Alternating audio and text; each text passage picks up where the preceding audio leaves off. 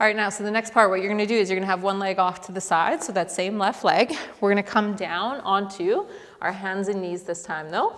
I want you to still think about maintaining that length through your spine, so not overextended, not overflex. Think about making yourself, again, as tall as you can, but now horizontally.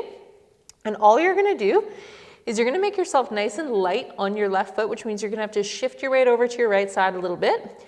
And then you're just gonna slowly reach that leg as far as you can back behind you. But then you're gonna keep going across to the other side as far as you can in that direction. And then you're gonna reach your leg long. So I'm gonna kind of reach it for the wall behind me.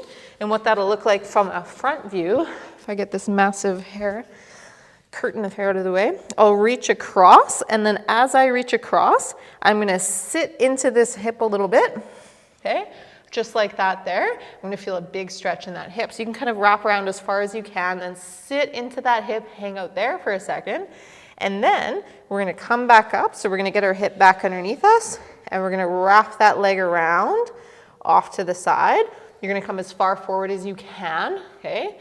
And then we're gonna bring it back around. So it's almost like you're tracing as much of a clock as you possibly can, reaching around, sitting into that hip, finding a nice good stretch in the back of that hip, but not hanging out here passively. You're gonna push your knee into the floor, drive your hip back up underneath you, and then once again, leg comes back around. My foot is really just scraping the floor. It's not resting on the floor. I'm doing most of the work here. It's gonna wrap around. We're gonna sit into that hip, reach that leg nice and long, enjoy that nice stretch for a second, come back up, and then back around as high as you can.